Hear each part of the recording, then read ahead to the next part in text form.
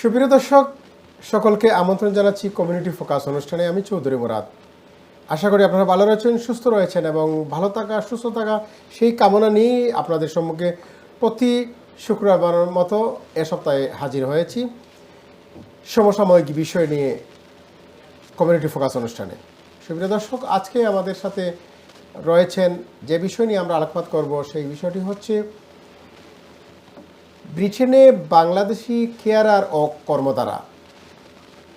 ব্রিটেনে বাংলাদেশি পেশাজীবী কেয়ারার ও কর্মধারা, সেই বিষয় নিয়ে আমরা আলোকপাত করব। আজকে আমাদের সাথে টাওয়ার হ্যামলেটস কেয়ারার অ্যাসোসিয়েশনের নেতৃবৃন্দ থাকছেন এবং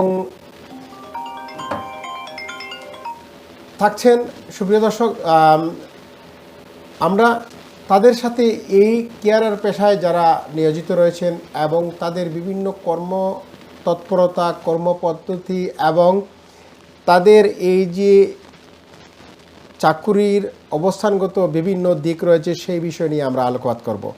আমাদের সাথে এই মুহূর্তে রয়েছেন টাওয়ার হ্যামলেটস কেয়ারার অ্যাসোসিয়েশনের ভাইস প্রেসিডেন্ট জনাব জাকির হোসেন সাহেব। জনাব জাকির হোসেন সাহেব, আজকে আমাদের অনুষ্ঠানে আসার জন্য আপনাকে অনেক ধন্যবাদ জানাচ্ছি। আপনি কেমন আছেন? আমি ভালো আছি। আপনাকে অসংখ্য ধন্যবাদ আমাকে সুযোগ দেওয়ার জন্য। আপনাকে অনেক ধন্যবাদ। সুপ্রিয় দর্শক, সকলেই যারা আমরা বিশেষ করে যে কোনো দেশেই থাকি না কেন, জীবন জীবিকার তাগিদে আমাদের একটা কর্মপদ্ধতি বা কর্মপন্থা বা একটা জীবনের কর্মসূচি ধারাবাহিকতা রাখতে হয়। সেই ধারাবাহিকতায় জীবন জীবিকার তাগিদে মানুষ তার কর্মতৎপরতা চালায়, চাকরি করে হোক, ব্যক্তিগতভাবে হোক, ব্যবসা করে হোক, বিভিন্ন ধরনের পেশাগত কারণে। আমাদের বাংলাদেশ থেকে অনেকেই, আমরা যারা এই প্রবাসে এসেছি, অনেকেই আমরা বিভিন্ন পেশায় জড়িত এবং একটা পেশা রয়েছে যেটা কেয়ারার। এটা একটা সম্মানজনক একটা পেশা এবং এই পেশার সাথে অনেকেই জড়িত রয়েছেন। সেখানে সুবিধা অসুবিধা অনেক কিছু রয়েছে। আমরা প্রথমে যাচ্ছি জাকির হোসেন সাহেবের কাছে, যে এই যে অ্যাসোসিয়েশন করেছেন, সেই অ্যাসোসিয়েশন কেন করেছেন এবং তিনি কিভাবে এই কাজে যোগদান করেছেন। জনাব জাকির সাহেব, আপনার কাছে জানতে চাচ্ছি যে আপনি যখন ব্রিটেনে আসলেন, হ্যাঁ, বলতে দিতে নেই, আপনার সাথে আমরা একসাথে কাজও করেছি, ঠিক না? আমি যখন লন্ডনে প্রথম এসেছি, আমরা একই সাথে রেস্টুরেন্টে কাজ করেছি। তো সেই অবস্থান থেকে আজকে আমি হয়তো এটা অন্য অবস্থানে কাজ করছি। আপনি কেয়ারার হিসেবে কাজ করছেন, পেশাজীবী হিসেবে। তো এই যে জীবনে প্রবাসে আসার তাগিদে কিভাবে আপনি সম্পৃক্ত হলেন একজন কেয়ারার হিসাবে? থ্যাংক ইউ মুরাদ ভাই, আমাকে সুযোগ করে দেওয়ার জন্য। আমরা টাওয়ার হ্যামলেট কেয়ার অ্যাসোসিয়েশনের ভাইস প্রেসিডেন্ট। আমি দীর্ঘ 17 বছর ধরে কেয়ারারে কাজ করছি। এই কেয়ারার আমরা কাজ করি কমিউনিটির যারা সাপোর্ট লাগে, যারা নিজেরা সাপোর্ট করতে পারে না, তারা নিজেরা লুক আফটার করতে পারে না, যারা তাদেরকে আমরা ফিজিক্যালি ডিসেবিলিটি, কেউ আছে মেন্টাল ডিসেবিলিটি, কেউ আছে ফাইন্যান্সিয়াল ডিসেবিলিটি, কেউ সাপোর্ট লাগে, এ ধরনের মানুষের আমরা যারা শারীরিকভাবে অসুস্থ অথবা শারীরিক কর্মক্ষম নয়, তারা নিজেকে পরিচালিত করতে পারে, সেই জন্য মানুষকে সহযোগিতা, যারা যে লুক আফটার করতে পারে না, তারা সেলফে তারা আমরা সাহায্য করে থাকি। তো এটা একটা মহৎ পেশা। যে কাজ করে সে জানে যে একজন মানুষের, বিশেষ করে ব্রিটেনে অনেক মানুষ একা থাকে, তাদের কোনো নাই, মানে ফ্যামিলি নাই, কেউর সন্তানটি কেউ নাই, কেউর আত্মীয় স্বজনও নাই, এই ধরনের মানুষও থাকে, একা থাকে, কেউ ফোন ইউজ করতে পারে না। তখন তারা সম্পূর্ণরূপে অন্যর সাপোর্টের উপরে নির্ভর থাকে। তখন আমরা ওই ধরনের মানুষের সহযোগিতা করি, সাহায্য, যার যে ধরনের নিড, তার প্রত্যেক service user different, each person individual, তাদের ডিফারেন্ট হেল্প লাগে। আমরা যার যে ধরনের নিড, এটা একটা কেয়ার প্ল্যান থাকে, সোশ্যাল সার্ভিস কেয়ার প্ল্যান দেয়, জিপিতে কেয়ার প্ল্যান। এই কেয়ার প্ল্যানে যার যে সাপোর্ট লাগে আমরা এই সাপোর্টটা করে থাকি। এটা অত্যন্ত গুরুত্বপূর্ণ, কারণ এই ব্রিটেনে অনেক মানুষ আমাদের দেশের সাথে যদি কম্পেয়ার করিতে এই ধরনের মানুষ আমাদের দেশে বাঁচিয়ে থাকতে পারে না। মানে এই দেশে মানে আপনারা জানবেন যে শুধু মেডিকেশনের উপরে মানুষ পাচ্ছে না, মানুষ পাচ্ছে তার ফিজিক্যালি যে সাপোর্টটা লাগে, ক্লিন থাকতো, টাইম মতো রাইট টাইম মতো তার মেডিকেশন খাইতো, রাইট টাইম মতো তার ক্লিন থাকতো, রাইট টাইম মতো এন্টারটেইনমেন্ট বলে সব ধরনের হ্যাঁ এটা থাকতো, একটা সাপোর্ট লাগে। আদারওয়াইজ মানুষ মেন্টাল প্রবলেম হয়, জি আরো বেশি মেন্টাল হয়ে যায়, মানুষের রাশ হয়, বিভিন্ন ধরনের ফিজিক্যালি ডিসেবিলিটি হয়। ক্যারাররা ওগুলা যার যে ধরনের নিড ওগুলা ক্যারাররা যদি আরও নিড লাগে তাহলে ক্যারাররা ওগুলা অফিসে ইনফর্ম করে, সোশ্যাল সার্ভিসে ইনফর্ম করে, তখন তার আরও ধরনের নিড লাগলে জিপিতে ইনফর্ম করে, তার মেডিকেশন চেঞ্জ করাইয়ে দেয়। মানে সব কিছু ক্যারারের উপরে নির্ভর করে। একজন মানুষ বাঁচিয়ে থাকে ক্যারারের উপরে, এই কানেক্টেড থাকে ক্যারারের উপরে। আর কেউ এই ঘরে এমন আছে সার্ভিস ইউজার এই ঘরে আর কেউ যায় না, ও ক্যারার অনলি ক্যারারও যায়। সে এখানে বাঁচিয়ে আসেনি 2 মাস 3 মাস, একমাত্র ক্যারারও জানে। তখন এই মানুষ সম্পূর্ণ ওই ধরনের সাপোর্ট দিয়ে থাকে ক্যারার। হ্যাঁ আপনারা মানুষদেরকে সাপোর্ট করেন, কিন্তু একটা জিনিস আমরা দেখেছি যে কেয়ারার অ্যাসোসিয়েশন, আপনি 17 বছর থেকে এই অ্যাসোসিয়েশন রয়েছেন, অ্যাসোসিয়েশনের অনেক আছে, যে সাইনিংয়ের ব্যাপার আছে, এক্সট্রা আওয়ারের ব্যাপার আছে, অনেক বিষয় আপনারা তুলে ধরেছেন। এবং যে বিষয়টা যারা এই নেতৃস্থানীয় রয়েছেন বা বিভিন্ন ধরনের এই যে টাওয়ার হ্যামলেটসের আমাদের মেয়র সাহেব রয়েছেন, কাউন্সিলর সাহেব রয়েছেন, যাদের দ্বারা এই কর্ম তৎপরতা পরিচালিত হয়, তো সেই ক্ষেত্রে আপনাদের অনেক দাবি দাওয়া রয়েছে। আপনারা কী ধরনের, আপনারা মানুষকে সাপোর্ট করেন, কিন্তু আপনাদের কী ধরনের সাপোর্ট দেওয়া দরকার? আপনারা পরিষেবা বেশি দেওয়ার ক্ষেত্রে আপনাদেরও একটা মেন্টাল স্যাটিসফ্যাকশন দরকার।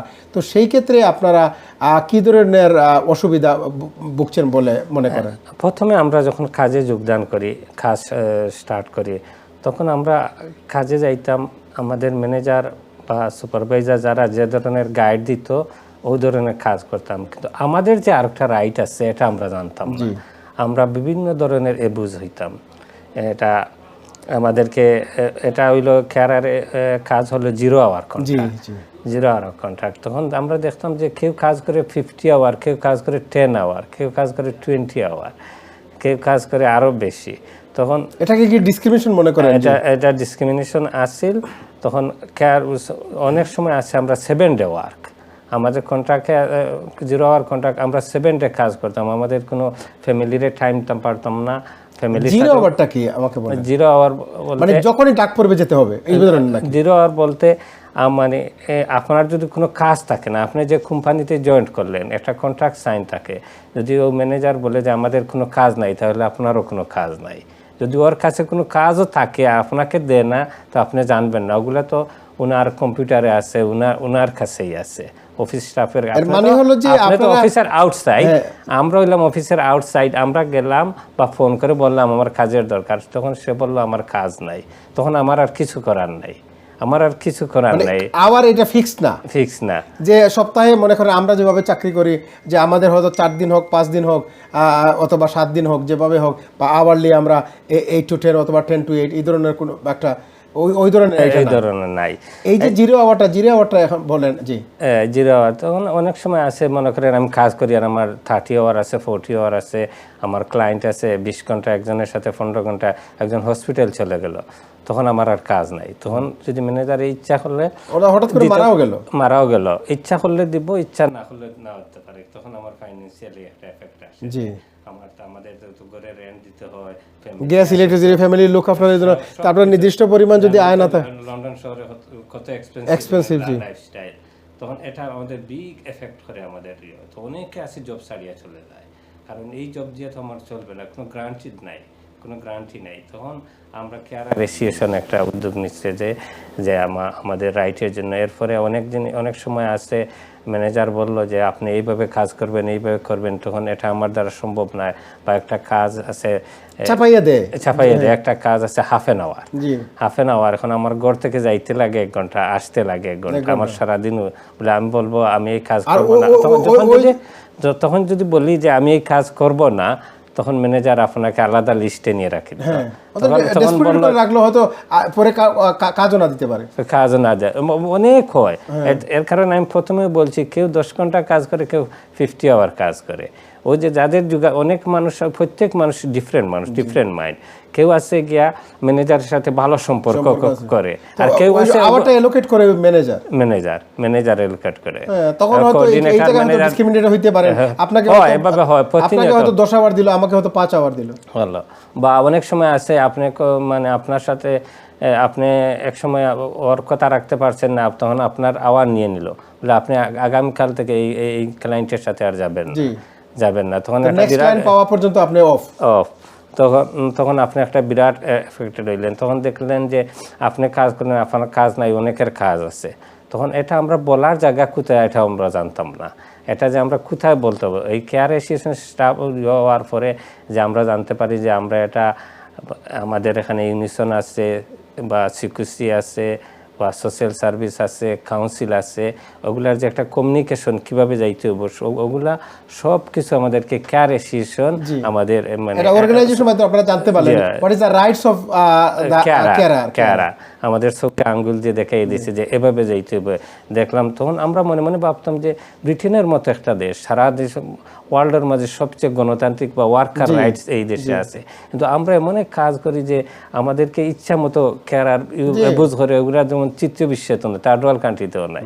তখন এই কেয়ারার অ্যাসোসিয়েশন বাহির হয়, অনেক কেয়ারার অ্যাসোসিয়েশনের মাধ্যমে আমরা এটা জানতে পারলাম যে আমাদের কেয়ারারের অনেক রাইট আছে।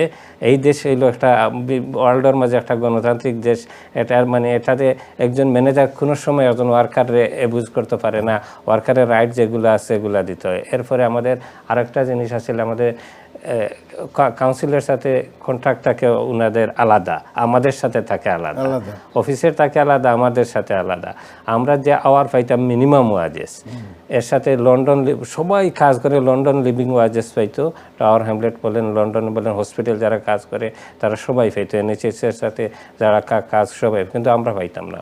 যখন আমরা এটা নিয়ে ফাইট করলাম, তখন আমরা এই কেয়ার অ্যাসোসিয়েশন ফাইট করে এটা আদায় করছে। এখন সবাই ভালো আওয়ার রেট ভালো সবাই, কিন্তু এটা এই কেয়ার অ্যাসোসিয়েশনের মাধ্যমে আইছে। তাহলে আপনারা সংগঠন করার কারণে, একত্রিত হওয়ার কারণে, like you say, when you getting together and to fighting for your rights, rise up your voice, to get your rights, তখন আপনারা এইগুলা সুযোগ সুবিধা পাওয়া শুরু করেন। এখন জিরো হওয়ার অবস্থা কি? এখন জিরো, আপনি চাইলেও 12 ঘন্টা কন্ট্রাক্ট নিতে পারবেন। এখন এইটা আমাদের এখন কি মিনিমাম কোনো আওয়ার আছে নাকি? মিনিমাম আপনাকে মনে করেন না, মিনিমাম আওয়ার নাই, কেউ চাইলে নিতে পারবে, এটা অপশনাল। 12 আওয়ার, আচ্ছা 12 আওয়ার আছে, যে কেউ চাইলে কন্ট্রাক্ট করে, সব এজেন্সিতে নাই, কোন এজেন্সি দেয়। তো ওগুলা কেয়ারাররা মনে করি 12 ঘন্টা নিয়ে আমাদের লাভ কি? এটা তো আরো অসুবিধায় পড়বো, এতে 0 আওয়ার ভালো। এই 12 ঘন্টার থেকে 12 আওয়ার থেকে 0 আওয়ার আরো ভালো, তখন আমি অন্য দিয়েও কাজ করতে পারবো। এই যে পরবর্তীতে আমাদের আন্দোলনের মুখে, আমাদের দাবির মুখে কাউন্সিল বাধ্য হয়ে যায় আমাদেরকে সুযোগটা দেয় 12 আওয়ার কন্ট্রাক্ট দিতে। এরপরে আমাদের একটা অনেক সময় আমাদের এজেন্সি বন্ধ হয়ে যায় বিভিন্ন কারণে। এটা অফিসের শুনবো জনাব জাকির সাহেব, আজকে আপনি এসেছেন, আরও অনেকে আসার কথা, হতো প্রতিমধ্যে একটু অসুবিধা হচ্ছে। সুপ্রিয় দর্শক, আমরা যাচ্ছি ছোট্ট একটি বিরতিতে। বিরতির পরে আবারও চলে আসবো, যাবেন না কোথাও, থাকবেন আমাদের সাথে। আর আমরা কথা বলছি আসলে এই যে একটা বহু মানুষেরা, আমরা যারা বিশেষ করে বাংলাদেশি মানুষ রয়েছি এই ব্রিটেনে, আমরা এই পেশার সাথে জড়িত, এবং সেই জায়গায় আমাদের কোনো ডিসক্রিমিনেশন বা এই যে কর্মধারার যে উত্তরণ, সেই বিষয় নিয়ে আমরা কথা বলবো। আপনারা থাকবেন আমাদের সাথে, যাচ্ছি ছোট্ট বিরতিতে। ধন্যবাদ সকলকে।